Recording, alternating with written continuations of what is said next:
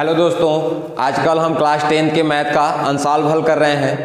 पिछली क्लास में हम लोगों ने सन 2022 के सेट पहले के 3 क्वेश्चनों को हल किया था। आज हम चौथे क्वेश्चन से हल करेंगे।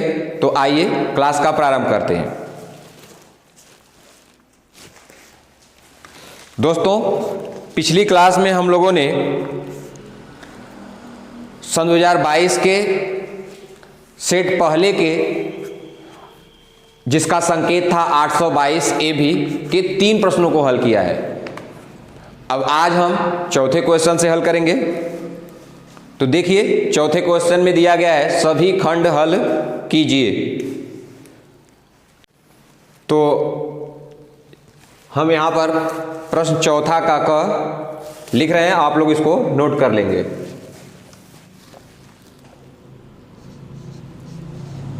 प्रश्न चौथा का क दिया गया है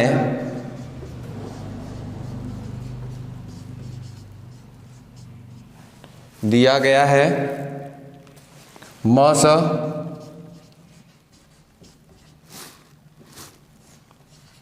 306,657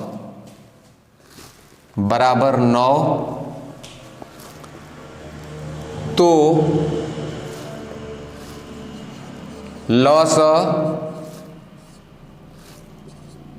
306,657 का मान ज्ञात कीजिए। देखिए, चौथा का क दिया गया है मस 306,657 का 9 है और हमको लस ज्ञात करना है 306 और 657 का।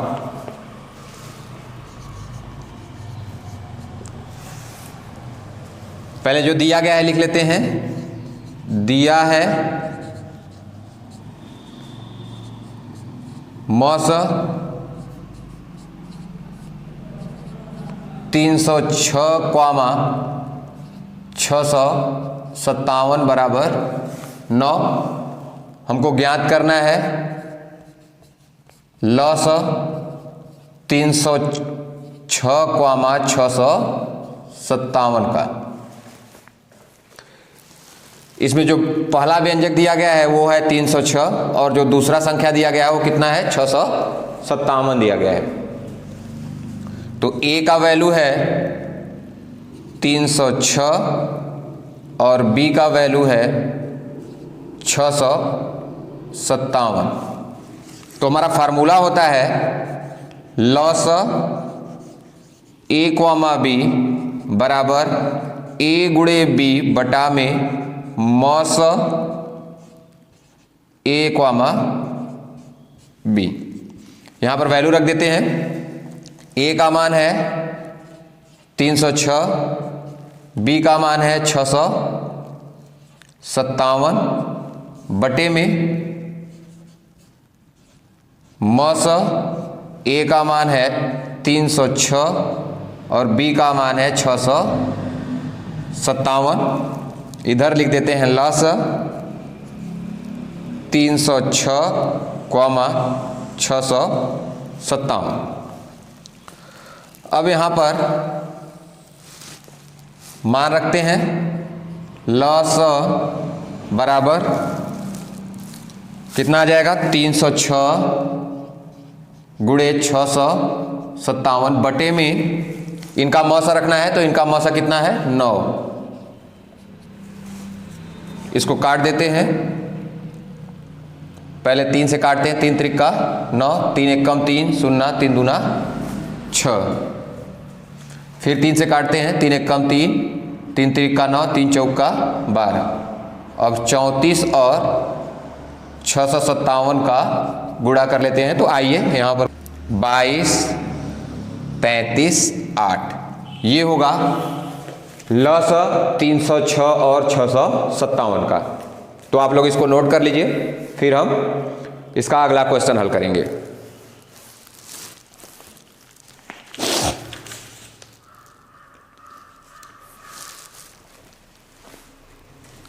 अगला क्वेश्चन है चौथा का ख।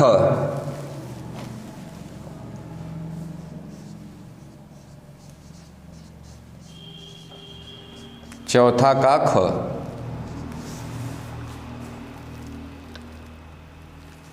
दिया है यदि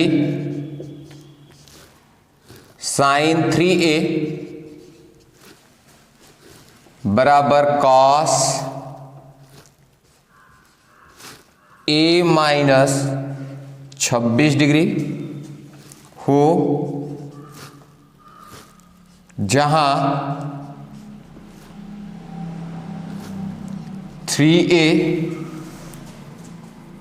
एक न्यून कोण है,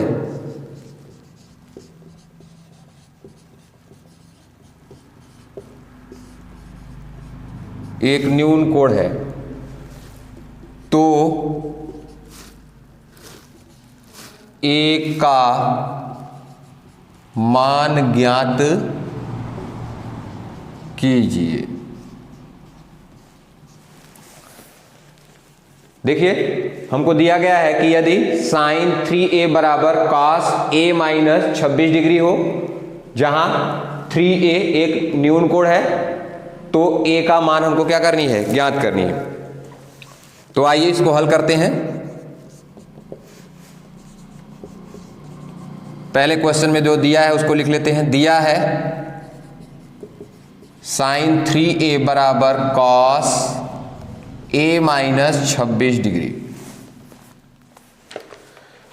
देखिए यहां पर हमको a का वैल्यू निकालना है, अर्थात ये जो कोड में लिखा गया है a, इसका मान निकालना है। तो कभी भी हमको अगर कोड का वैल्यू निकालना होता है तो पहले हम दोनों तरफ जो टेक्नामेट्रिक अनुपात लिखा गया है उसको हम समान करते हैं। जैसे इधर साइन है तो इधर भी साइन बनाएंगे, या इधर कास है तो इधर भी कॉस बना लेंगे। ठीक है, तो हम इधर कॉस दिया गया है तो इसको भी हम किस में चेंज करते हैं, कॉस में चेंज करते हैं। तो हम इसके लिए फार्मूला जानते हैं, साइन को कॉस में चेंज करने के लिए क्या होता है, साइन को कॉस में चेंज करने के लिए क्या फार्मूला होता है, कॉस 90 माइनस थीटा बराबर होता है साइन थीटा के। ये फार्मूला होता है, कॉस 90 माइनस थीटा बराबर साइन थीटा के। ठीक है, तो यहां पर हम लिख लेते हैं। तो यहां पर हम फार्मूला जब लगाएंगे तो आएगा कॉस 90 माइनस 3a बराबर हो जाएगा कॉस a माइनस 26 डिग्री। इधर दोनों तरफ कॉस है तो कॉस हट जाएगा, आ जाएगा आपका 90 माइनस 3a बराबर a माइनस 26 डिग्री। अब a का वैल्यू निकालना है तो a को एक पास कर लेते हैं, तो आ जाएगा माइनस 3a, ये आएगा तो माइनस a हो जाएगा, बराबर हो जाएगा माइनस 26 माइनस 90। इसको जोड़ते हैं तो कितना हो जाएगा, माइनस 4a, और ये कितना हो जाएगा 116। अब देखिए माइनस माइनस दोनों ओर से खत्म हो जाएगा तो आ जाएगा 4a बराबर 116। तो a बराबर कितना हो जाएगा 116 बटे में 4। आप लोग इसका भाग दीजिए, देखिए कितना आ रहा है, कितना आएगा, a का जो वैल्यू आएगा जब हम यहां पर भाग देंगे तो आएगा 29 डिग्री। यही हमारा आंसर होगा।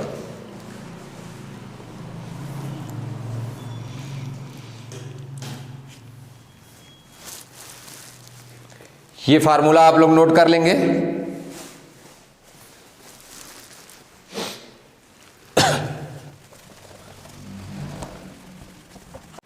चलिए हमारा अगला क्वेश्चन जो है वो है चौथा का ग।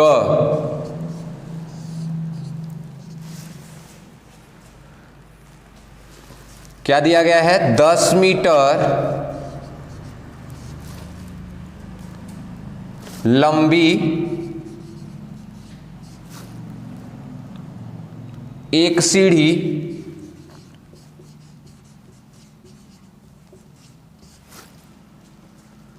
एक दीवार पर टिकाने पर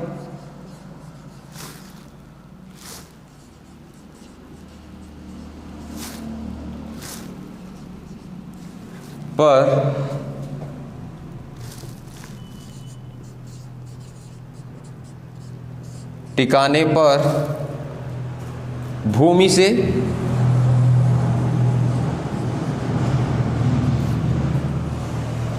8 मीटर की ऊंचाई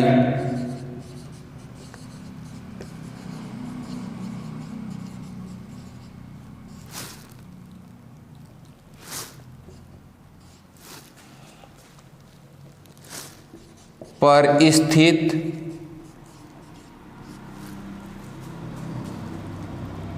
एक खिड़की तक पहुंचती है।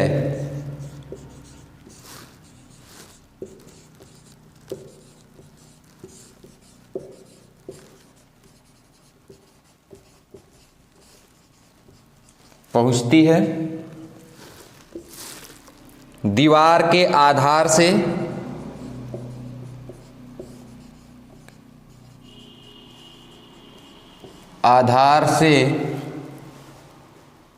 सीढ़ी के निचले सिरे की दूरी ज्ञात कीजिए।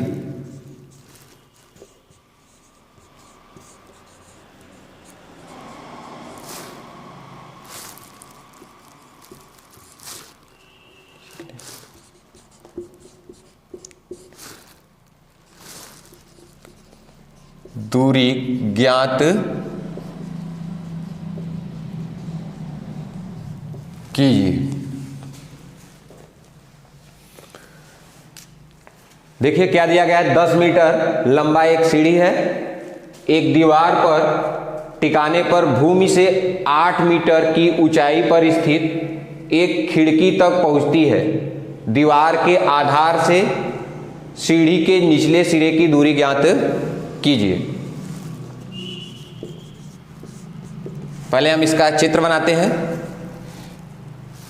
देखिए 8 मीटर ऊंचा हमारा दीवार है, तो हम पहले दीवार बना लेते हैं। ये मान लीजिए दीवार है और यहाँ पर खिड़की है।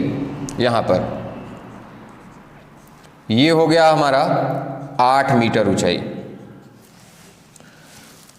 अब एक सीढ़ी है जिसकी लंबाई कितनी है, 10 मीटर है और वो खिड़की के सहारे टिकी हुई है। तो ये हमारा हो गया सीढ़ी। इसकी लंबाई कितनी है, 10 मीटर है। अब हमको निकालना क्या है, दीवार के आधार से, ये दीवार का आधार होगा, सीढ़ी के निचले सिरे की दूरी ज्ञात करनी है। तो सीढ़ी का जो निचला सिरा होगा यहां पर होगा, यही दूरी हमको क्या करनी है, ज्ञात करनी है। यहां से यहां तक की, यहां से यहां तक की दूरी हमको क्या करनी है, ज्ञात करनी है। दीवार के आधार से सीढ़ी के निचले सिरे की दूरी। तो दोस्तों ये हमारा एक समकोण त्रिभुज बन गया। यहां पर कोण 90 का होगा। इसको हम नाम देते हैं ABC। हमको AC ज्ञात करना है। तो देखिए यह एक समकोण त्रिभुज है, तो लिखेंगे समकोण त्रिभुज ABC में पाइथागोरस प्रमेय लगाएंगे।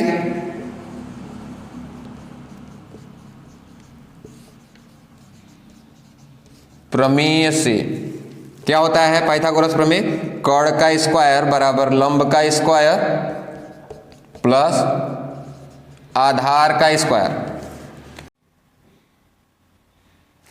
देखिए समकोण त्रिभुज यहां पर हमारा बना हुआ है। जहां पर कोण 90 बनता है उसके सामने वाली भुजा क्या होती है, कर्ण होती है। तो BC यहां पर क्या होगा, कर्ण होगा। तो लिखेंगे कर्ण के स्थान पर क्या लिखेंगे, BC का स्क्वायर। लंब हमारा ये वाला भुजा है तो इसको लिखेंगे AB का स्क्वायर प्लस आधार ये वाला भुजा है तो इसको लिखेंगे AC का स्क्वायर। अब मान रखेंगे तो BC का मान है 10, तो हो जाएगा 10 का स्क्वायर बराबर AB का मान है 8, तो 8 का स्क्वायर प्लस AC हमको क्या करना है, ज्ञात करना है। तो इसको हम वैसे ही लिखेंगे। इसका वर्ग करेंगे तो 100 हो जाएगा, इसका वर्ग करेंगे तो 64 और प्लस यहाँ पर हो जाएगा AC का स्क्वायर। तो AC का स्क्वायर निकालेंगे तो कितना आएगा, 100 माइनस हो जाएगा 64, ये इधर जाएगा तो माइनस हो जाएगा, और 100 में से 64 घटाएंगे तो कितना आएगा, 36 आएगा। ठीक है, तो AC का वैल्यू कितना आएगा दोस्तों, इसका हम स्क्वायर रूट निकालेंगे वर्गमूल, तो कितना आ जाएगा 6 मीटर। अर्थात दीवार के निचले सिरे से सीढ़ी के निचले सिरे के बीच की जो दूरी होगी वो कितनी होगी, 6 मीटर होगी। ठीक है, यही हमारा आंसर होगा। आप लोग इसको नोट कर लीजिए।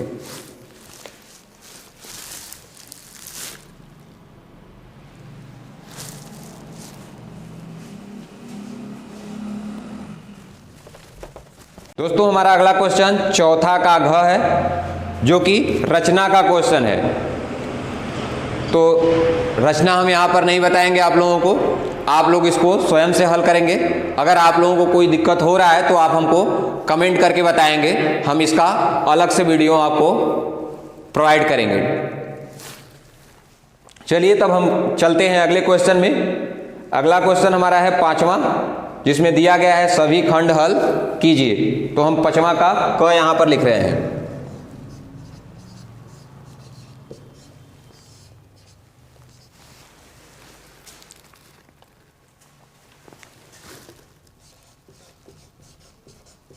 ऐसी दो संख्याएं ज्ञात कीजिए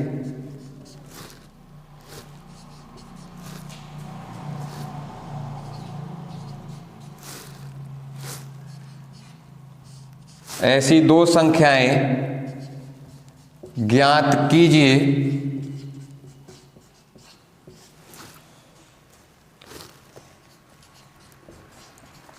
जिनका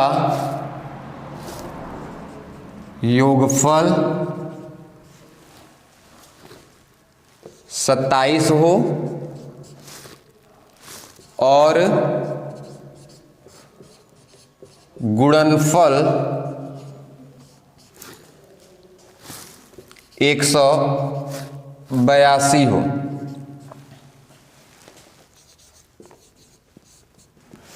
देखिए हमको क्वेश्चन दिया गया है, ऐसी दो संख्याएं ज्ञात कीजिए जिनका योगफल 27 और गुणनफल कितना होना चाहिए, 182 होना चाहिए। ठीक है, तो हम मान लेते हैं कि माना पहली संख्या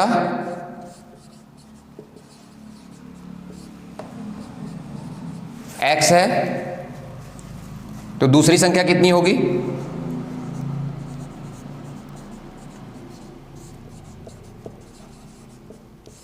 कितनी होगी दोस्तों दूसरी संख्या,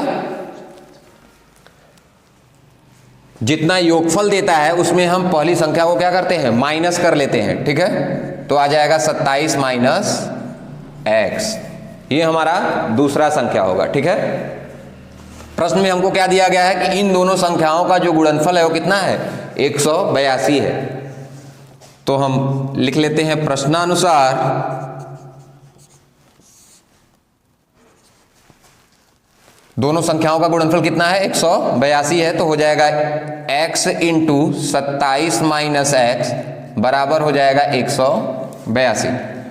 अब इसको कैसे हल करेंगे, पहले यहाँ पर मल्टीप्लाई करेंगे तो हो जाएगा 27x माइनस इसका इसमें मल्टीप्लाई करेंगे तो आ जाएगा x का स्क्वायर बराबर हो जाएगा 182। अब इसको एक तरफ कर करके द्विघात समीकरण बना लेंगे, तो ये जाएगा इधर तो प्लस हो जाएगा, तो हो जाएगा x का स्क्वायर, ये जाएगा इधर तो ये माइनस हो जाएगा माइनस 27x, और ये पहले से ही उधर है तो हो जाएगा 182 बराबर 0। ठीक है, अब आप लोगों को इसका गुणनखंड करके हमको बताना है कि गुणनखंड में क्या आएगा।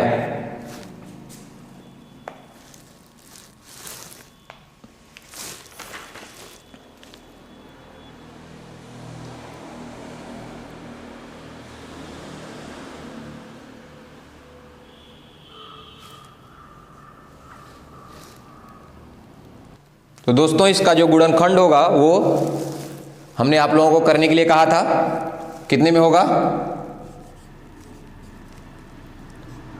13 और 14 में, तो इसको लिखेंगे x square minus 13x minus 14x plus 182 बराबर 0। x कॉमन करेंगे यहाँ से तो x माइनस आ जाएगा 13, यहाँ से माइनस 14 कॉमन करेंगे तो x माइनस 13 हो जाएगा और इधर हो जाएगा बराबर 0। अब x माइनस 13 दोनों में से कॉमन करेंगे तो आ जाएगा x माइनस 13 और बच जाएगा हमारा x माइनस 14 बराबर हो जाएगा 0। पहले इसको 0 लेंगे तो x माइनस 13 बराबर 0, तो x बराबर क्या आ जाएगा 13, या दूसरे वाले को 0 के बराबर करेंगे तो x माइनस 14 बराबर 0, तो x बराबर कितना आएगा 14। पहला संख्या 13 लेंगे तो दूसरा संख्या होगा 27 माइनस 13 अर्थात 14। अगर पहला संख्या 14 लेंगे तो दूसरा होगा 27 माइनस 14 अर्थात 13। इसका मतलब है कि यदि पहली संख्या x बराबर हम 13 लेंगे तो जो दूसरी संख्या होगी वो होगी 27 माइनस x अर्थात 27 माइनस 13 बराबर 14। या अगर हम पहला संख्या 14 ले रहे हैं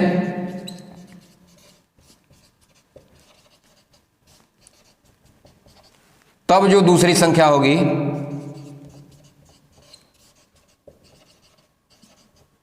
वो होगी 27 माइनस 14 बराबर 13। अर्थात हमारा जो दोनों संख्याएं होंगी वो होंगी 13 14 या 14 13।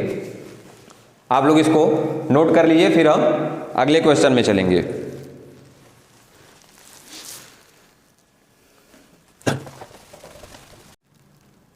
दोस्तों हमारा अगला क्वेश्चन है 5वां का ख।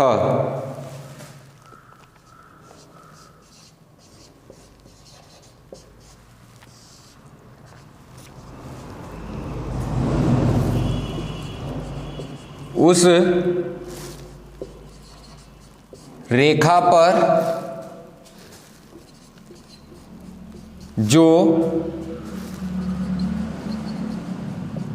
अक्षों से ए और बी का अंतःखंड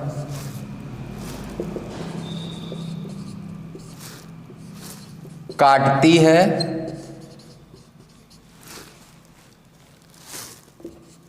मूल बिंदु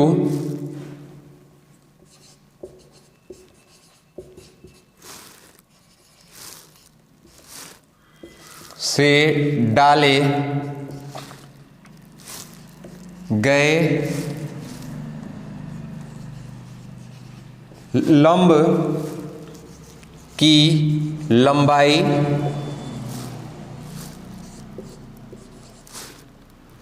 P है, तो सिद्ध कीजिए कि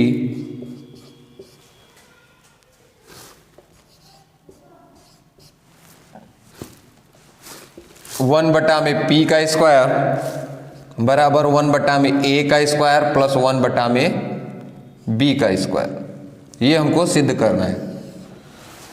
दोस्तों वैसे तो ये क्वेश्चन आप लोगों के कोर्स में है नहीं, लेकिन फिर भी हम आप लोगों को ये क्वेश्चन सॉल्व करवा दे रहे हैं।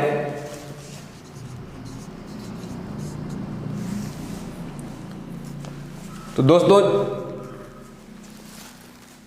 अक्षों पर A और B अंतःखंड काटने वाली जो रेखा का समीकरण होता है वो होता है x by A plus Y by B बराबर 1।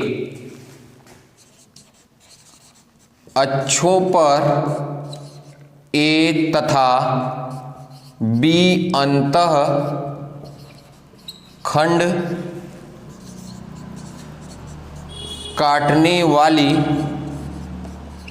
रेखा का समीकरण होता है x by A plus Y by B बराबर 1। इसको हम एलसीएम लेकर के हल कर ले रहे हैं तो हो जाएगा बी एक्स प्लस ए वाई बराबर हो जाएगा ए बी।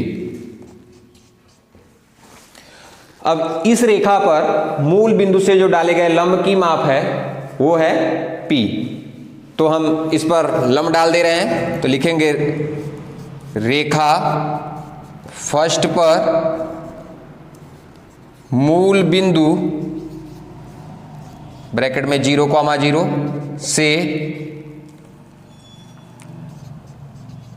डाले गए लंब की माप P बराबर होता है C upon under root A का स्क्वायर प्लस B का स्क्वायर, अर्थात x के गुणांक का स्क्वायर प्लस y के गुणांक का स्क्वायर। x के गुणांक का स्क्वायर प्लस y के गुणांक का होल स्क्वायर, ये फार्मूला होता है। तो आइए यहां पर वैल्यू रख लेते हैं। तो C का जो वैल्यू होगा ये होगा, तो रख लेते हैं इसका मान। P बराबर होगा, चूंकि ये देखिए बराबर के इस ओर है, इधर आएगा तो माइनस होगा, तो यहां पर लेंगे माइनस AB बटे में अंडर रूट x का जो गुणांक है वो B है, तो हो जाएगा B का स्क्वायर प्लस y का गुणांक है A, तो हो जाएगा A का स्क्वायर। दोस्तों यहां पर देखिए जो सिद्ध करना है उसमें P का स्क्वायर आया हुआ है, तो हम क्या करते हैं, दोनों पक्षों का वर्ग करते हैं। तो लिखेंगे दोनों पक्षों का वर्ग करने पर, तो हो जाएगा P का स्क्वायर बराबर, इसका वर्ग करेंगे तो ये हो जाएगा A का स्क्वायर B का स्क्वायर बटे में इसका अंडर रूट हट जाएगा, तो आ जाएगा B का स्क्वायर प्लस A का स्क्वायर। देखिए यहां पर जो सिद्ध करना है उसमें 1/P का स्क्वायर है, तो यहां पर भी हम P का स्क्वायर का क्या कर लेते हैं, व्युत्क्रम कर लेते हैं। तो आ जाएगा 1/P का स्क्वायर बराबर, इधर भी व्युत्क्रम हो जाएगा तो इधर भी उल्टा हो जाएगा, आ जाएगा आपका B का स्क्वायर प्लस A का स्क्वायर बटे में A का स्क्वायर B का स्क्वायर। 1/P का स्क्वायर बराबर, यहां से अलग अलग करते हैं तो हो जाएगा B का स्क्वायर बटे में A का स्क्वायर B का स्क्वायर प्लस A का स्क्वायर बटे में हो जाएगा A का स्क्वायर B का स्क्वायर। अब देखिए हम यहां पर हल कर दे रहे हैं इसको थोड़ा सा। 1/P का स्क्वायर बराबर ये वाला इसे कट जाएगा, आ जाएगा 1/A का स्क्वायर प्लस यहां पर A स्क्वायर से कट जाएगा, आ जाएगा 1/B का स्क्वायर। यही हमको क्या करना था, सिद्ध करना था। तो ये हमारा सिद्ध हो गया। आप लोग इसको क्या करिए, नोट कर लीजिए अच्छे ढंग से।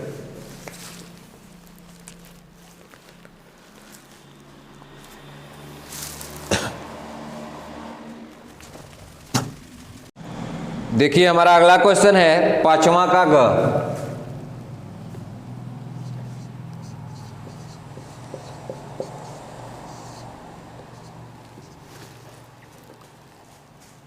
एक लंबवृत्तीय शंकु के आधार की परिधि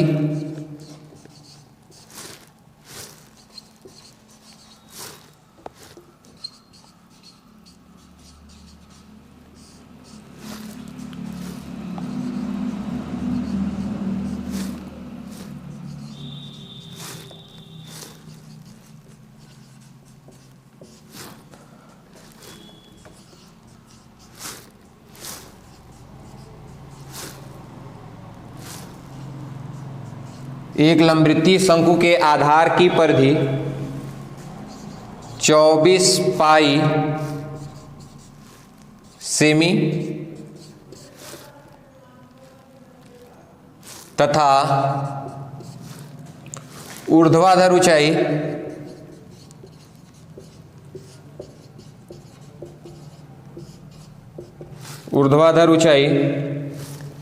5 सेमी है।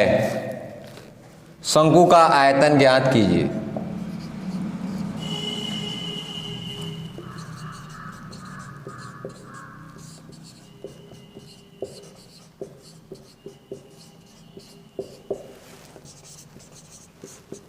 दोस्तों ये हमारा अगला क्वेश्चन है। एक लंबवृत्तीय शंकु के आधार की परिधि 24 पाई सेमी और ऊर्ध्वाधर ऊंचाई जो उसका दिया गया है 5 सेमी है। शंकु का हमको क्या निकालना है? आयतन निकालना है।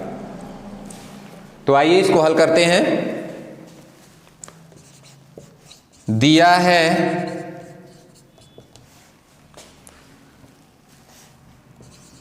शंकु के आधार की परिधि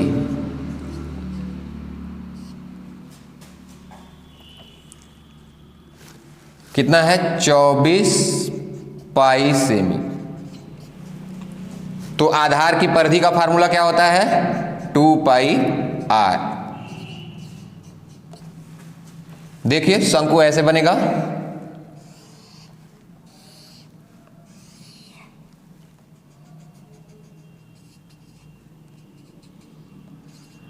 यही इसका आधार है। तो यहां पर एक वृत्त है, तो वृत्त की परिधि क्या होती है? 2 पाई आर होता है। यहां पर आर इसकी क्या होगी? त्रिज्या होगी, और ये इसका ऊंचाई होगा। देखिए पाई से पाई क्या हो जाएगा? कैंसिल, आ जाएगा 2r बराबर 24। तो r बराबर हो जाएगा 24/2। r बराबर आ जाएगा 12 सेंटीमीटर। हमको त्रिज्या मालूम हो गया, शंकु की त्रिज्या कितनी हो गई? 12 सेंटीमीटर हो गई। और ऊंचाई हमको दिया गया है, h का जो वैल्यू है वो है 5 सेमी। हमको आयतन निकालना है शंकु का, तो हम फार्मूला जानते हैं शंकु का आयतन निकालने का। तो लिखेंगे शंकु का आयतन बराबर होता है 1/3 पाई आर स्क्वायर एच। 1/3 पाई का वैल्यू होगा 22/7 गुणे आर का वैल्यू यहां से रखेंगे 12 गुणे 12, एच का वैल्यू होगा 5।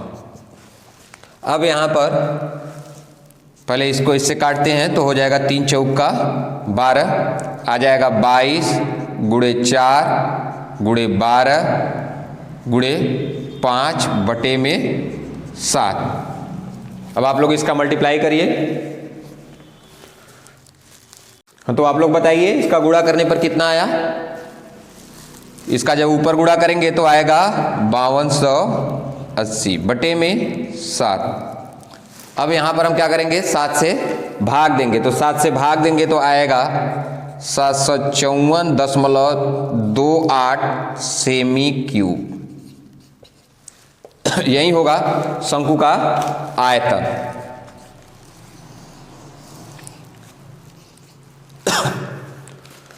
आप लोग इसको नोट कर लीजिए।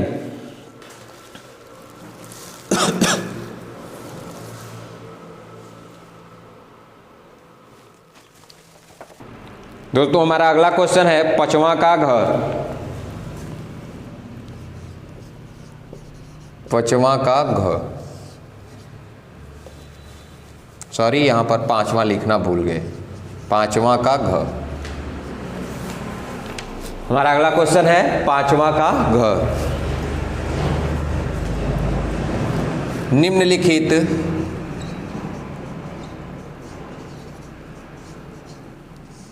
निम्नलिखित बंटन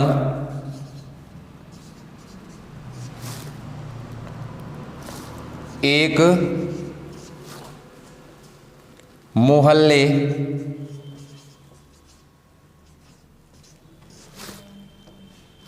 के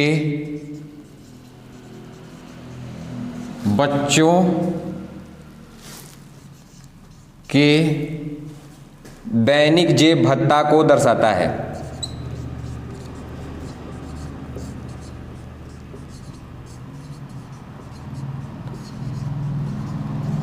दर्शाता है।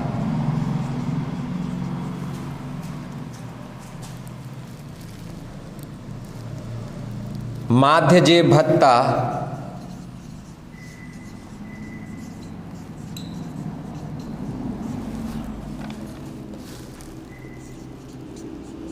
₹18 है। लुप्त बारंबारता f ज्ञात कीजिए।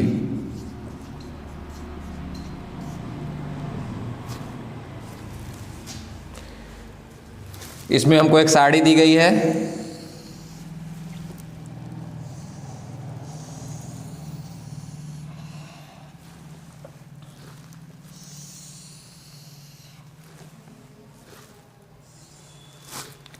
पहले कॉलम में लिखा गया है दैनिक जेब भत्ता,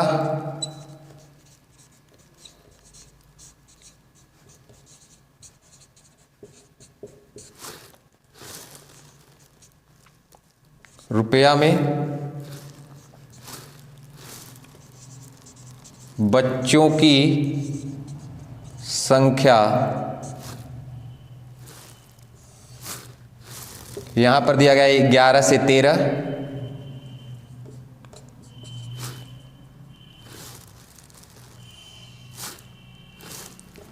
13 से 15, 15 से 17, 17 से 19, 19 से 21, 21 से 23, 23 से 25, यहाँ पर दिया गया 7, 6, 9, 13, F 5, 4। दोस्तों आप लोग क्वेश्चन तो नोट कर लिए होंगे। अब हम इसको मिटा दे रहे हैं।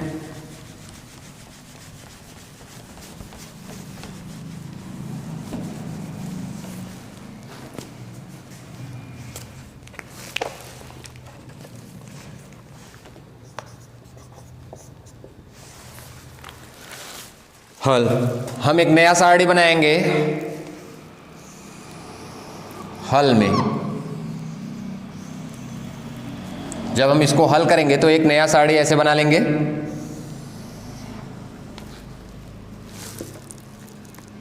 इसमें लिख देंगे दैनिक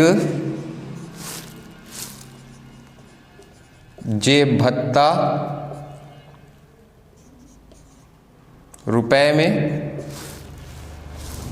ये दिया गया है 11 से 13, 13 से 15, 15 से 17, 17 से 19, 19 से 21, 21 से 23, 23 से 25 तक दिया गया है।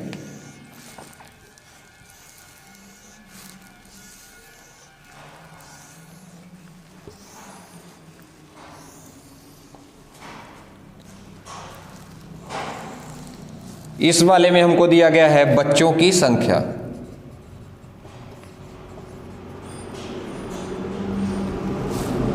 इसमें दिया गया है 7, 6, 9, 13, F 5, 4। इसको हम बना लेते हैं FI। अब हम पहले XI निकालेंगे। XI हम निकालते कैसे हैं? जो यहां पर दिया गया है इसका हम माध्य पद निकालते हैं, इसका हम मध्यमान निकालते हैं। ठीक है, तो कैसे निकालेंगे मध्यमान? इन दोनों को जोड़ेंगे और बटे 2 कर देंगे। तो इन दोनों को जोड़ेंगे तो कितना आएगा? आएगा 24। 24 में 2 का भाग देंगे तो कितना आ जाएगा? 12। इन दोनों को जोड़ेंगे तो आएगा 28। 28 में 2 का भाग देंगे तो आ जाएगा 14। उसी प्रकार इन दोनों को जोड़ेंगे और 2 से भाग देंगे तो आएगा 16। इसको जोड़ के 2 से भाग देंगे तो आ जाएगा 18। यहाँ पर आ जाएगा 20, यहाँ पर 22 और यहाँ पर 24 आएगा।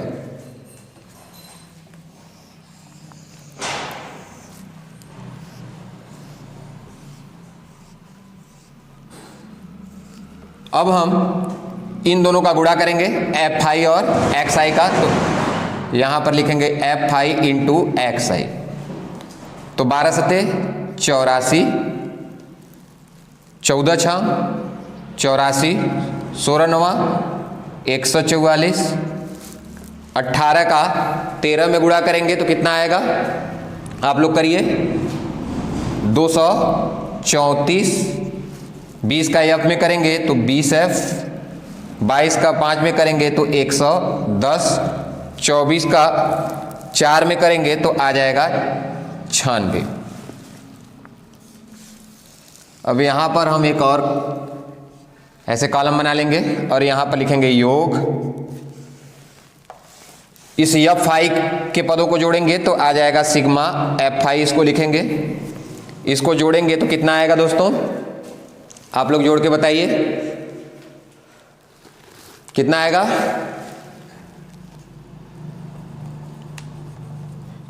44 प्लस F, F नहीं जुड़ेगा, इन सबको जोड़ लेंगे तो आ जाएगा 44 प्लस F। अब इसको जोड़ना है आप लोगों को, सिग्मा F5 और XI आपको निकालनी है। सिग्मा F5 XI का मतलब F5 XI के सभी पदों का योग। तो कितना आएगा, जोड़ के बताइए। 752 प्लस 20F आएगा, ठीक है।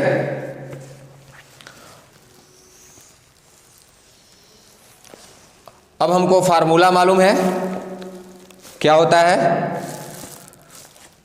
माध्य बराबर होता है सिग्मा F5 XI बटे में सिग्मा F5 होता है। दोस्तों आपको माध्य जेब भत्ता प्रश्न में दिया गया है 18 बराबर सिग्मा F5 XI का मान हम यहां पर निकाल लिए हैं 752 प्लस 20F बटे में सिग्मा F5 का मान यहाँ पर है 44 प्लस F। इसका इधर मल्टीप्लाई करते हैं तो 18 गुणे पहले 44 करेंगे, तो आप लोग बताइए 18 गुणे 44 करेंगे तो क्या आएगा। हंसा देते हमारे भाई। दोस्तोौ यहाँ पर 18 का मल्टीप्लाई इसमें करेंगे तो 18 का जब मल्टीप्लाई इसमें करेंगे पहले 44 में तो आ जाएगा 792 प्लस फिर F में करेंगे तो आ जाएगा 18F बराबर हो जाएगा 752 प्लस 20F हो जाएगा। अब F वाले को F के पास करेंगे तो हो जाएगा 20F माइनस 18F बराबर 792 माइनस 752, ये बच जाएगा 2F बराबर 40, तो F बराबर हो जाएगा 40 बटा में 2, 40 बटा में 2, ये कट जाएगा तो F बराबर हो जाएगा 20, यहीं F का मान 20 आएगा।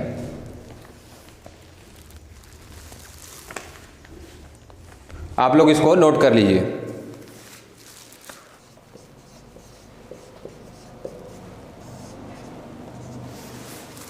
छठवां का क, 2 क्रमागत धनात्मक सम संख्याओं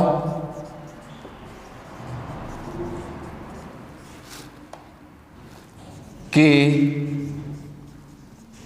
वर्गों का योगफल 244 है, संख्याएं ज्ञात कीजिए।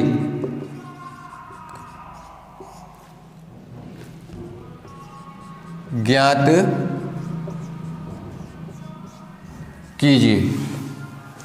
दोस्तों हमको छठवां का जो क दिया गया है वो 2 क्रमागत धनात्मक सम संख्याओं के वर्गों का योगफल 244 है और हमको वही दोनों संख्याएं क्या करनी है, ज्ञात करनी है।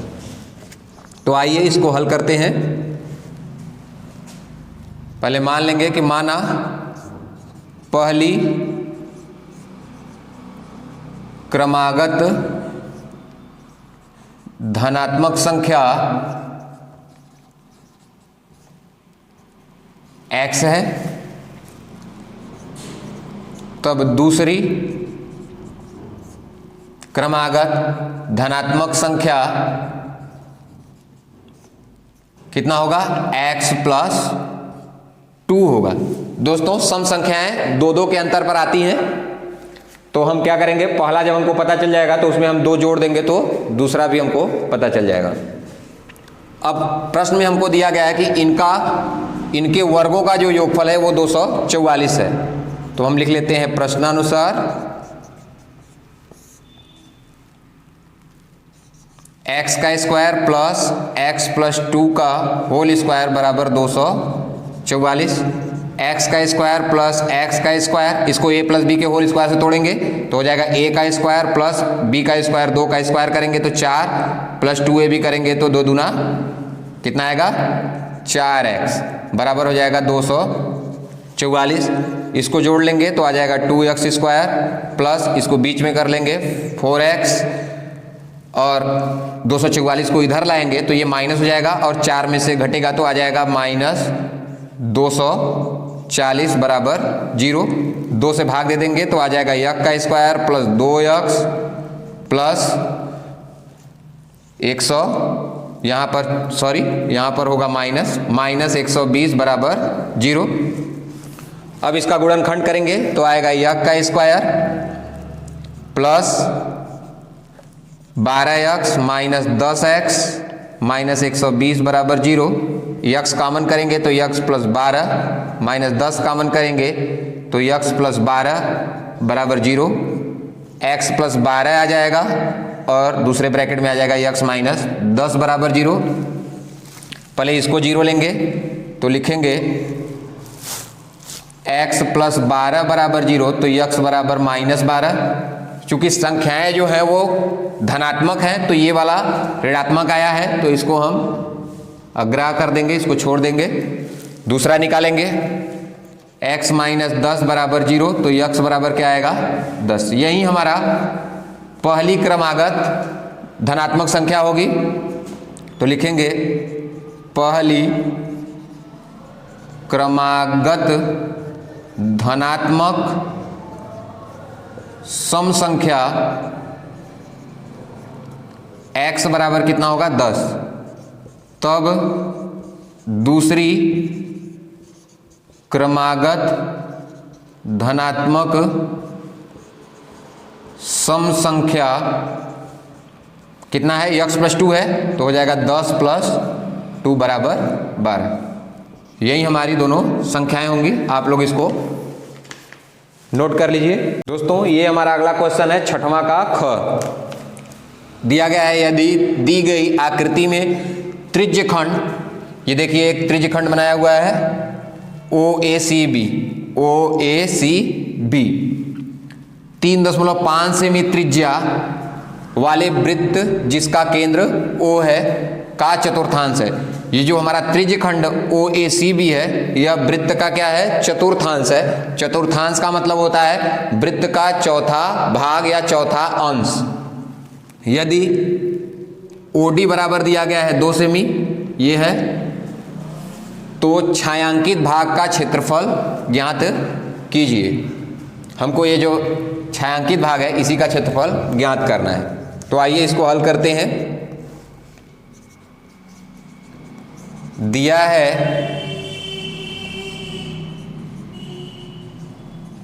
चतुर्थांश की त्रिज्या दी गई है r का वैल्यू कितना है 3.5 सेमी है। केंद्र पर आंतरिक कोण कितना है थीटा बराबर 90 डिग्री। चतुर्थांश के केंद्र पर यहां पर कितने का कोण बनेगा 90 डिग्री का कोण बनेगा। तो पहले हम इस त्रिज्यखंड का क्षेत्रफल ज्ञात करते हैं। तो लिखेंगे त्रिज्यखंड OACB का क्षेत्रफल क्या होता है फार्मूला थीटा बटे 360 गुणे पाई r स्क्वायर। थीटा का वैल्यू 90 है बटे 360 गुणे पाई का वैल्यू आपको मालूम ही होगा 22/7 होता है। r का वैल्यू यहां से रखेंगे 3.5 गुणे 3.5, इसको काटेंगे तो आएगा 1/4 गुणे 22/7 गुणे 3.5 गुणे 3.5, 2 दूना 4, 2 1 ग्राम 22, 7 पचे 35, 0.5। अब आ जाएगा आप लोग का 11 गुणे 0.5 गुणे 3.5 बटे में 2। अब आप लोग इसका मल्टीप्लाई करेंगे। हाँ, तो आप लोग इसका गुणा कर लिए होंगे। कितना आया? इसका जब गुणा करेंगे तो आएगा 19.25 और बटे में हो जाएगा 2 सेंटीमीटर स्क्वायर। ये आ जाएगा हमारा त्रिज्यखंड OACB का क्षेत्रफल। अब हम इस समकोण त्रिभुज का क्षेत्रफल निकालेंगे। ये जो समकोण त्रिभुज बना हुआ है तो लिखेंगे समकोण त्रिभुज OBD का क्षेत्रफल। क्या होता है फार्मूला? 1/2 आधार गुणे ऊंचाई होता है फार्मूला समकोण त्रिभुज का। तो 1/2 आधार क्या है? OB, ऊंचाई OD है, तो आ जाएगा 1/2 गुणे OB का वैल्यू रखेंगे 3.5 और OD का वैल्यू रखेंगे 2। 2 से 2 क्या हो जाएगा? कैंसिल। कितना आएगा? 3.5 सेंटीमीटर स्क्वायर। ये हो जाएगा हमारा समकोण त्रिभुज OBD का क्षेत्रफल हो जाएगा। अब हम इस छायांकित भाग का क्षेत्रफल ज्ञात करने के लिए इस त्रिज्य खंड के क्षेत्रफल में से इस समकोण त्रिभुज के क्षेत्रफल को माइनस करेंगे। तो अब लिखेंगे छायांकित भाग का क्षेत्रफल बराबर त्रिज्य खंड OACB का क्षेत्रफल माइनस समकोण त्रिभुज OBD का क्षेत्रफल। तो त्रिज्य खंड का क्षेत्रफल जब हमने निकाला है तो आया है हमारा 19.25 बटे में 2 माइनस समकोण त्रिभुज का क्षेत्रफल निकाला है तो आया है 3.5। अब एलसीएम ले लेंगे 2, तो इसमें गुणा होगा तो हो जाएगा 35 दूना 70, मतलब 7 बटे में आ जाएगा 2। अब 19 में से 7 माइनस करेंगे तो हो जाएगा 12.25 बटे में 2 होगा। ठीक है, इसका दशमलव हटाने के लिए हम लोग अंश और हर में 100 का गुणा करेंगे और जब इसको हल करेंगे तो आएगा 49/8 सेंटीमीटर स्क्वायर। यही हमारा इस छायांकित भाग का क्षेत्रफल होगा।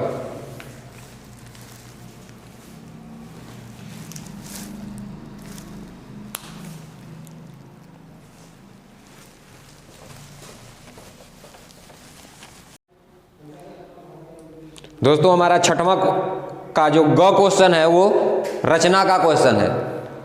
तो रचना का क्वेश्चन हम नहीं बताएंगे, ये आप लोग स्वयं से अभ्यास करेंगे। तो हम छठवां का घ क्वेश्चन आपको हल करवाएंगे।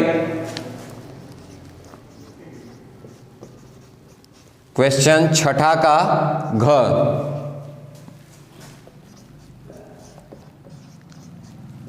निम्नलिखित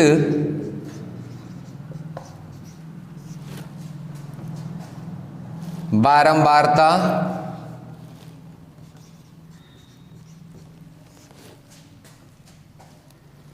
बंटन सारणी से माध्यिका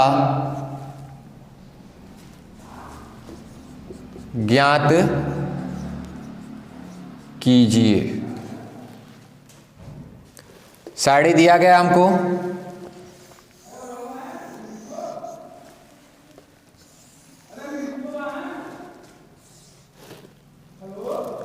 वर्ग अंतराल और यहां पर दिया गया है बारंबारता।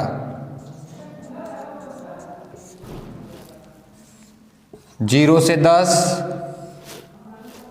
10 से 20, 20 से 30, 30 से 40, 40 से 50, इसके सामने दिया गया है यहाँ पर 6, फिर यहाँ पर 9, 12, 8, 15। दोस्तों ये हमारा क्वेश्चन है और हमको इसकी माध्यिका ज्ञात करनी है। आप लोग इसको नोट कर लीजिए।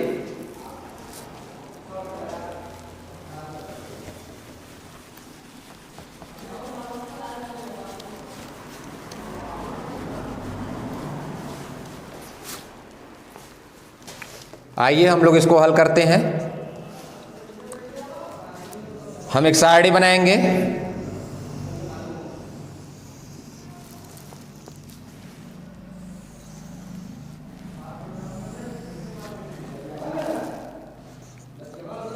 वर्ग अंतराल और इसमें लिखेंगे बारंबारता और इसमें लिखेंगे संचयी बारंबारता।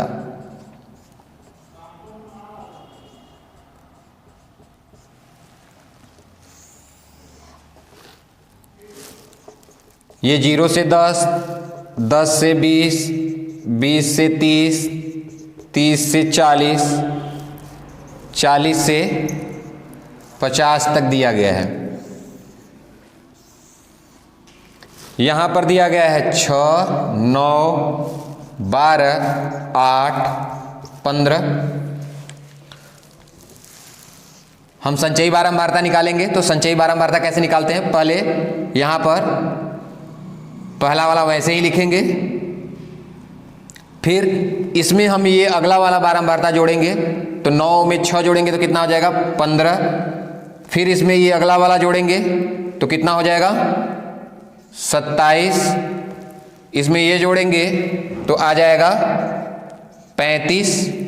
35 में 15 जोड़ देंगे तो आ जाएगा 50। संचयी बारंबारता को CF से प्रदर्शित करते हैं, बारंबारता को F से। तो अब हम इसको जोड़ लेंगे, F को, इसी को बोलते हैं N। इसको टोटल जोड़ेंगे तो आएगा 50। दोस्तों अब हम n/2 का मान निकालेंगे। तो n/2 का मान होगा 50/2 बराबर हो जाएगा 25। तो देखिए 25 किस में आएगा, इससे खोजेंगे तो इसमें 15 तक के पद होंगे। 15 से लेकर के 27 तक के पद इसमें है, तो इसी में हमारा माध्यिका होगा। तो इसको हम बोलेंगे माध्यक वर्ग। तो लिखेंगे माध्यक वर्ग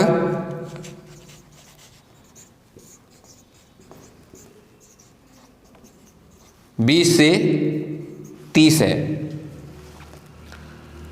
तो माध्यिका निकालने का जो फार्मूला होता है, माध्यिका बराबर L plus n/2 minus CF बटे में F गुणे H, ये माध्यिका का फार्मूला होता है।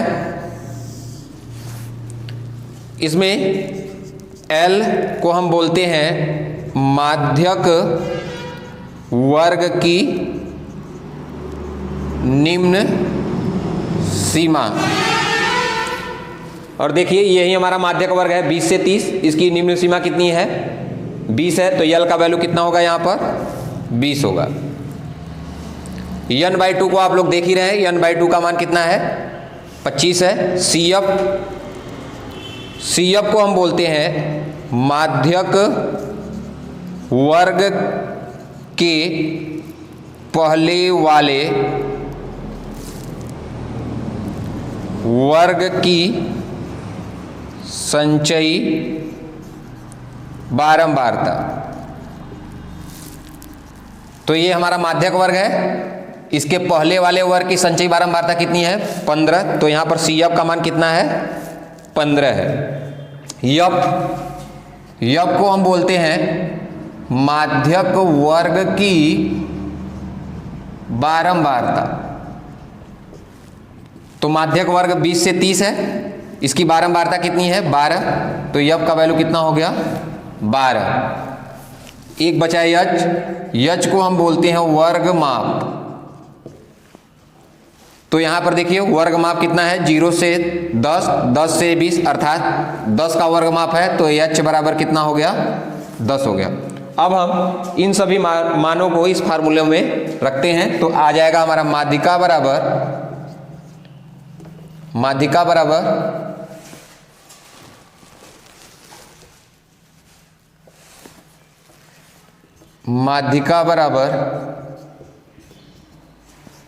यल का मान रखेंगे तो यल का मान है 20, तो हो जाएगा 20 प्लस n/2 का मान है 25, 25 माइनस CF का मान है 15, 15 बटा में 12 गुणे हो जाएगा 10 बराबर 20 प्लस 25 में से 15 घटाएंगे तो आ जाएगा 10, 10 बटा हो जाएगा 12 गुणे 10। अब 2 से काट देते हैं इसको, 2 छक्का 12, 2 पंजे 10, 2 तिहाई 6, 2 पंजे 10, तो हो जाएगा 20 प्लस 25 बटा में 3, 20 तिहाई 60, 60 प्लस हो जाएगा 25 बटा में 3, इसको जोड़ेंगे तो आ जाएगा 85 बटा में 3 आ जाएगा। अब इसका हम लोग भाग देंगे तो कितना आएगा भाग देने पर, आप लोग बताइए।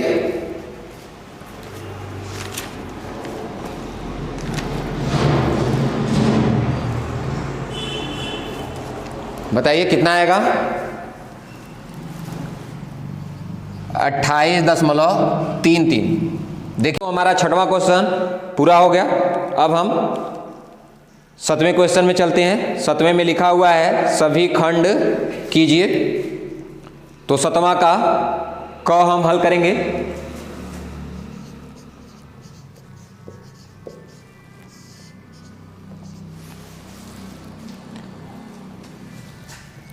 निम्नलिखित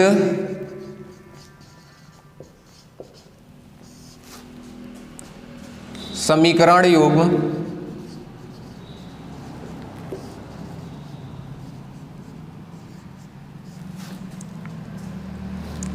को रैखिक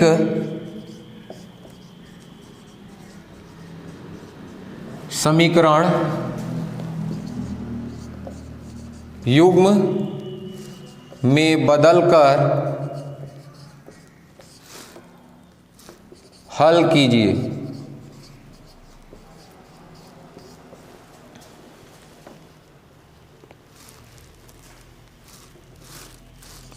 दिया गया है 5 बटा में x माइनस 1, 1 बटा में y माइनस 2 बराबर 2 तथा 2 बटा में x माइनस 1 माइनस 1 बटा में y माइनस 2 बराबर 1 बटा में 3। ये हमारा समीकरण दिया गया है, इसको रैखिक समीकरण युग्म में बदल करके हमको हल करना है। दिया है समीकरण युग्म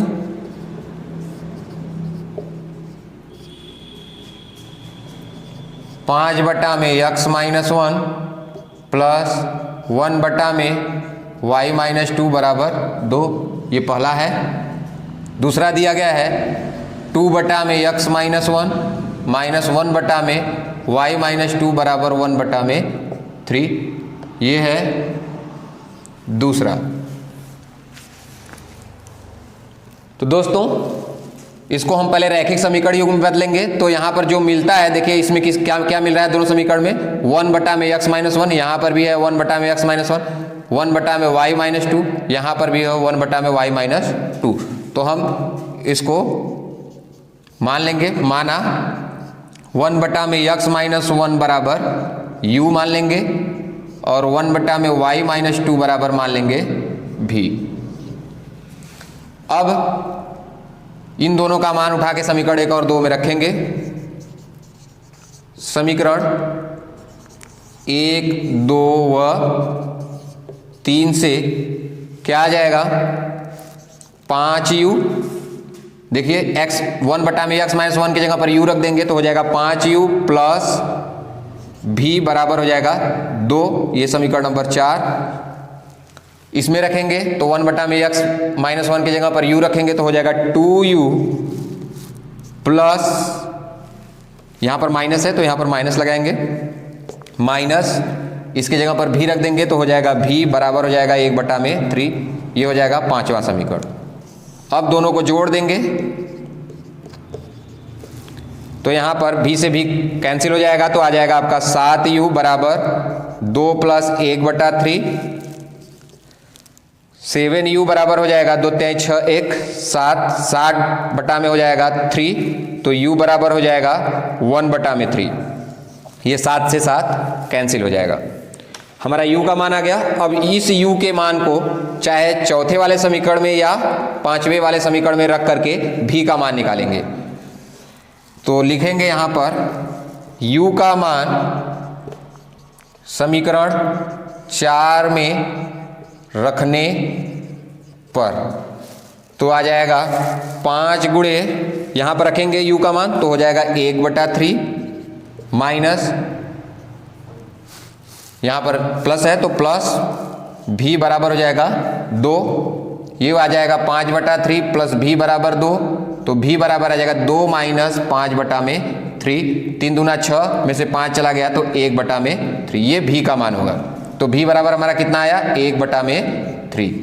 v का भी मान आ गया और u का मान आ गया।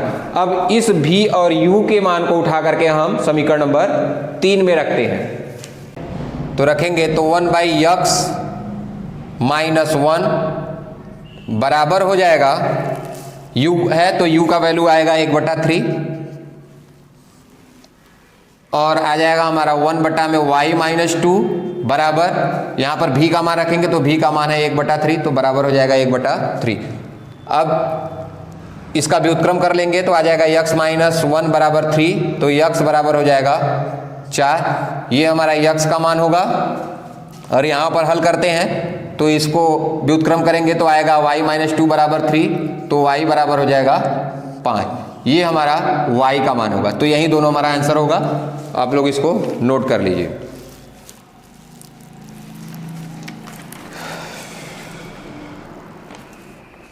दोस्तों 7वां का क का अथवा अब हल करेंगे।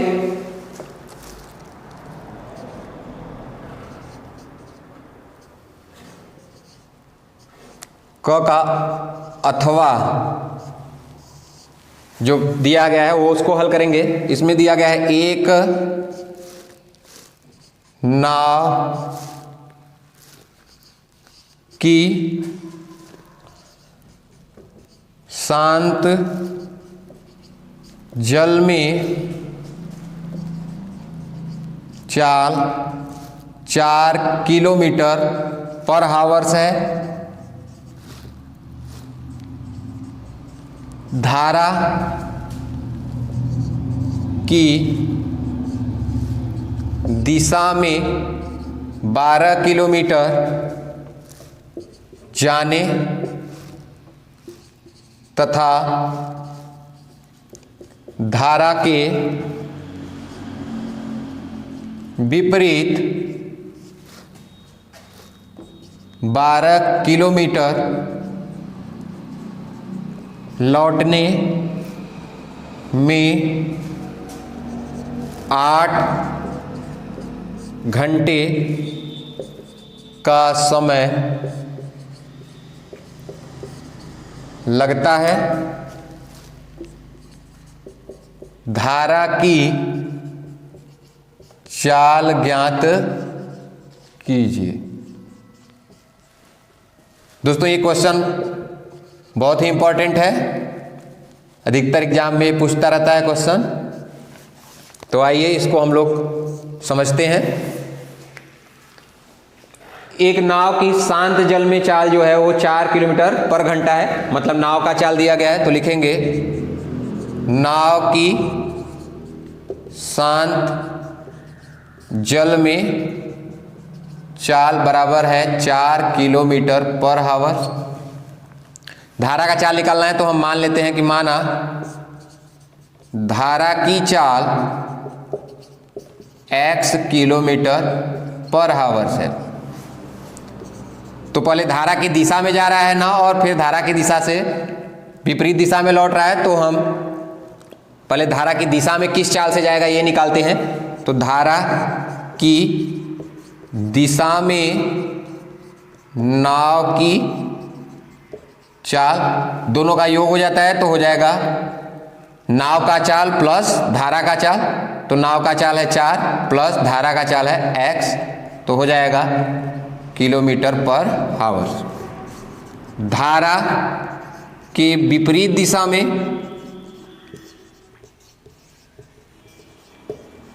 नाव की चाल कितनी होगी? नाव की चाल निकालने के लिए हम क्या करेंगे, जो नाव का चाल है उसमें से धारा के चाल को माइनस करेंगे, तो हो जाएगा 4 माइनस x किलोमीटर पर हावर्स। धारा की दिशा में 12 किलोमीटर दूरी तय करने में लगा समय, इसको हम बना लेते हैं t1। धारा की दिशा में जब वो 12 किमी जाएगा तो उसको कितना समय लगेगा, किस फार्मूले से निकालेंगे? दूरी बटा में 4। दूरी कितना है? 12 जा रहा है, और चाल किस चाल से जाएगा धारा की दिशा में? इस चाल से, 4 प्लस x हावर्स हो जाएगा। धारा की विपरीत दिशा में 12 किलोमीटर लौटने में लगा समय, इसको T2 बनाते हैं। T2 बराबर हो जाएगा दूरी का वैल्यू है 12 ही, और धारा के विपरीत किस चाल से जाएगा? 4 माइनस x से, तो हो जाएगा 4 माइनस x हावर। अब देखिए दोस्तों, क्वेश्चन में आपको दिया गया है कि जाने और लौटने का जो समय है वो टोटल 8 है। तो प्रश्नानुसार T1 प्लस T2 बराबर कितना है? 8। यहां पर T1 का मान रखेंगे, T1 का मान है 12 बटा में 4 प्लस x, तो लिख देंगे 12 बटा में 4 प्लस x, प्लस T2 का मान रखेंगे 12 बटा में 4 माइनस x बराबर 8। 12 कॉमन कर लेंगे तो आ जाएगा 1 बटा में 4 प्लस x प्लस 1 बटा में 4 माइनस x बराबर 8। तो 12 ब्रैकेट में यहाँ पर एलसीएम ले लेंगे, 4 प्लस x 4 माइनस x बराबर हो जाएगा 8। इधर आ जाएगा 4 minus x plus 4 plus x, 12, ये 4 जुड़ जाएगा तो 8 हो जाएगा। 12 गुणे 8 बटे में यहाँ पर लगाएंगे a कोष्टक में a प्लस b कोष्टक में a माइनस b वाला फार्मूला, तो a का स्क्वायर मतलब 4 का स्क्वायर माइनस x का स्क्वायर बराबर हो जाएगा 8। 8 से 8 कैंसिल हो जाएगा, 12 बटा में हो जाएगा 4 का स्क्वायर करेंगे 16 माइनस x का स्क्वायर बराबर 1, क्रॉस मल्टीप्लिकेशन कर देंगे तो आ जाएगा 16 माइनस x का स्क्वायर बराबर 12। तो x का स्क्वायर बराबर हो जाएगा 16 माइनस 12, x स्क्वायर बराबर आ जाएगा 4, तो x बराबर आ जाएगा 2 किलोमीटर पर हावर। यही हमारा किसका चाल होगा? धारा की चाल होगी। तो लिखिए दोस्तों, अब हम लोग चलते हैं 7वें के ख में। प्रश्न 7वां का ख, भूमि पर स्थित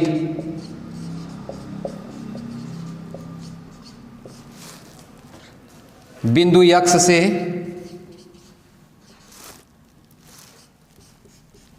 से ऊर्ध्वाधर स्थित मीनार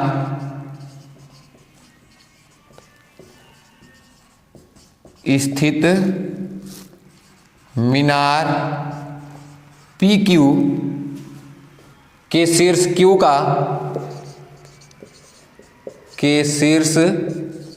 Q का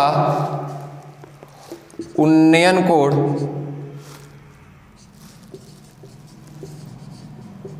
उन्नयन कोण 60 डिग्री है। बिंदु यक्स से एक्स से 40 मीटर ऊंचाई पर स्थित बिंदु Y से शीर्ष Q का उन्नयन कोण 45 है।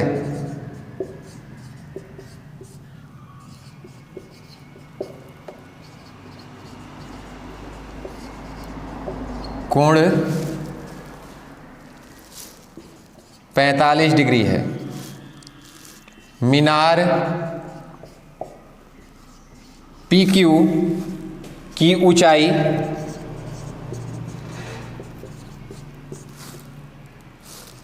तथा दूरी PX ज्ञात कीजिए। ये ऊंचाई और दूरी का क्वेश्चन है दोस्तों, तो आइए इसको हल करते हैं। पहले चित्र बनाते हैं इसका। देखिए क्या दिया गया है, भूमि पर स्थित बिंदु X से ऊर्ध्वाधर स्थित मीनार PQ। मान लीजिए ये हमारा क्या है, एक मीनार है PQ, जिसका शीर्ष कहाँ पर है, Q है। तो यहाँ पर होगा P और यहाँ पर होगा Q, और भूमि पर जो बिंदु है वो है X। तो इसके सामने हम यहाँ पर X ले रहे हैं, यहाँ हमारा X है। अब इस बिंदु X से शीर्ष Q का जो उन्नयन कोण है वो 60 डिग्री है। तो यहाँ से जब हम इसको देखेंगे शीर्ष Q को, तो यहाँ पर उन्नयन कोण बनेगा। ये उन्नयन कोण यहाँ पर बनता है जहाँ से हम देखते हैं, ये क्षैतिज रेखा होती है और ये दृष्टि रेखा होती है। दृष्टि रेखा और क्षैतिज रेखा के बीच में ये कोण बनेगा। तो ये हमारा 60 डिग्री है। अब क्या दिया गया है, बिंदु X से 40 मीटर ऊंचाई पर स्थित बिंदु Y से, बिंदु X से हम 40 मीटर ऊंचाई पर जाएंगे। मान लीजिए ये हमारा 40 है और यहाँ पर Y है, ये हमारा Y है। Y से शीर्ष Q का उन्नयन कोण 45 है। अब यहाँ से हम इसको देखेंगे तो पहले क्षैतिज रेखा खींचेंगे यहाँ से, ये क्षैतिज रेखा हो गया और दृष्टि रेखा ये होगा। यहाँ से हम शीर्ष को देख रहे हैं तो दृष्टि रेखा और क्षैतिज रेखा के बीच का कोण कितना होगा, 45 होगा। तो ये हमारा होगा 45 डिग्री। कह रहा है मीनार की ऊंचाई यहाँ से यहाँ तक का निकालना है आपको और PX ज्ञात करना है आपको। ये दूरी आपको निकालनी है, ये दूरी PX और मीनार की ऊंचाई PQ ज्ञात करनी है। ठीक है, तो पहले ये 40 है तो ये वाला कितना होगा, ये वाला भी हमारा 40 होगा। ठीक है दोस्तों, ये हमको पता नहीं है, तो ये हमको पता नहीं है तो इसको हम स्मॉल x ले लेते हैं और इसको स्मॉल y ले लेते हैं। ठीक है, अब देखिए इसमें दो समकोण त्रिभुज बन रहा है। एक बन रहा है PXQ और एक यहां से बन रहा है, इसको हम नाम दे दे रहे हैं RYQ। ये दो समकोण त्रिभुज है। तो पहले हम ये बड़ा वाला समकोण त्रिभुज ले लेते हैं। तो लिखेंगे समकोण त्रिभुज XPQ में कितने का कोण बन रहा है, 60 डिग्री का। तो लिखेंगे tan 60, tan बराबर क्या होता है, लंब बटा में आधार होता है, फार्मूला।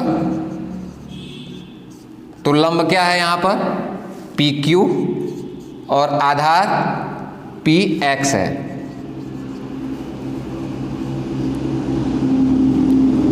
tan 60 अंश का मान √3 होता है। पी क्यू का मान कितना होगा दोस्तों? पी क्यू का मान होगा 40 प्लस एक्स, तो यहां पर रखेंगे 40 प्लस एक्स बटे में पी एक्स का मान कितना होगा? वाई, तो यहां पर रख देंगे वाई। इसका क्रॉस मल्टीप्लिकेशन करेंगे तो हो जाएगा √3y बराबर हो जाएगा 40 प्लस एक्स। इसमें देखिए दो चर आ गया, एक यक्स और एक वाई, तो हम इसको इसी जगह पर समीकरण 1 बना करके छोड़ देंगे। अब हम दूसरा समकोण त्रिभुज लेंगे, तो लिखेंगे पुनः समकोण त्रिभुज वाई आर क्यू में। अब कोण कितने का है? 45 का, तो लिखेंगे tan 45 डिग्री बराबर वही फार्मूला लंब बटा में आधार। अब इस त्रिभुज में जो लंब होगा वो क्यू आर होगा और बटे में आधार जो होगा वो वाई आर या आर वाई लिख सकते हैं। tan 45 अंश का वैल्यू 1 बराबर क्यू आर का वैल्यू है एक्स बटा में ये आर वाई कितना होगा दोस्तों? आर वाई भी हमारा वाई के ही बराबर होगा। ये आयत है ना, आयत के आमने सामने की भुजाएं क्या होंगी? बराबर होंगी, तो यहां पर हो जाएगा वाई, इधर बराबर करेंगे गुणा, तो क्या आ जाएगा? यक्स बराबर वाई। ये समीकरण नंबर 2। अब ये वाला वैल्यू उठा करके हम समीकरण नंबर 1 में रखेंगे, तो लिखेंगे यहां पर समीकरण 2 का मान समीकरण 1 में रखने पर, अब यहां पर रख दे रहे हैं दोस्तों, तो हो जाएगा √3 एक्स की जगह पर क्या रखेंगे? y रखेंगे, तो आ जाएगा √3y बराबर 40 प्लस एक्स की जगह पर y रख दे रहे हैं। इसको इधर कर लेंगे पक्षांतर, तो √3y माइनस y बराबर 40। यहां से y कॉमन कर लेंगे तो आ जाएगा √3 माइनस 1 बराबर 40। अब y बराबर आ जाएगा 40 बटा में √3 माइनस 1। संयुग्मी से गुणा करेंगे चिन्ह बदल करके, तो हो जाएगा 40। इसका चिन्ह बदलेंगे तो √3 प्लस 1 से ऊपर भी गुणा करेंगे और नीचे भी करेंगे, तो √3 माइनस 1 √3 प्लस 1, तो y बराबर आ जाएगा 40 ब्रैकेट में √3 प्लस 1 बटे में √3 का स्क्वायर 3 और 1 का स्क्वायर 1 होगा, तो आ जाएगा ये 2। इससे काटेंगे तो y बराबर हो जाएगा 20 ब्रैकेट में √3 प्लस 1। ये हमारा y का मान होगा। अब हमको निकालना है x का मान, तो ये y का मान हम यहां पर रखेंगे समीकरण नंबर 2 में, तो लिखेंगे y का मान समीकरण 2 में रखने पर x बराबर कितना हो जाएगा? x बराबर अभी आ जाएगा 2 ब्रैकेट में √3 प्लस 1 आ जाएगा। ये हमारा x का मान होगा। हमको निकालना है मीनार की ऊंचाई PQ का मान, तो अब लिखेंगे मीनार की ऊंचाई PQ बराबर PR प्लस RQ होगा। PR 40 है प्लस RQ है x, तो 40 प्लस 20 ब्रैकेट में √3 प्लस 1 हो जाएगा। दोस्तों हम यहाँ से 20 कॉमन कर लेंगे, तो 20 कॉमन हो गया तो आ जाएगा 2 प्लस यहाँ से बचेगा √3 प्लस 1, 20 ब्रैकेट में 2 1 3 हो जाएगा, 3 प्लस √3। ये हो जाएगा मीनार की ऊंचाई PQ का मान। हमको निकालना है PX का भी मान निकालना है, तो PX का मान किसके बराबर है? y के बराबर है, तो y का मान यहाँ पर निकला ही है, तो PX बराबर हमारा क्या हो जाएगा? PX बराबर y बराबर यहीं 20 ब्रैकेट में √3 प्लस 1 होगा। ये हमारा PX का मान होगा और ये PQ का मान होगा। आप लोग इसको नोट कर सकते हैं।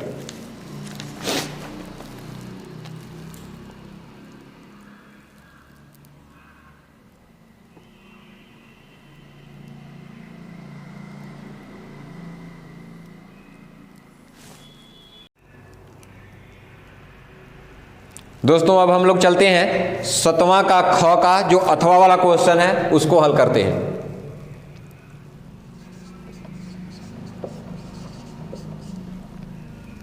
कि ख का अथवा दिया गया है क्षैतिज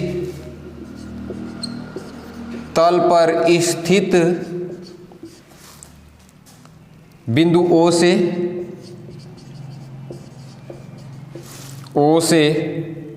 उसी तल पर खड़े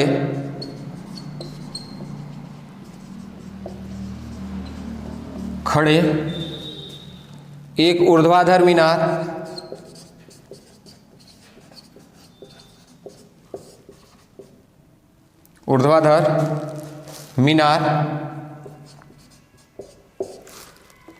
के शीर्ष का उन्नयन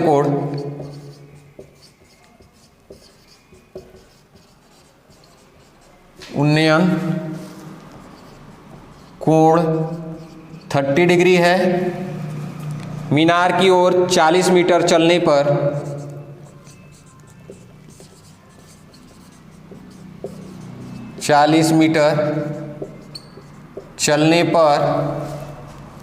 उन्नयन कोण 60 हो जाता है। 60 डिग्री हो जाता है। मीनार की ऊंचाई ज्ञात कीजिए।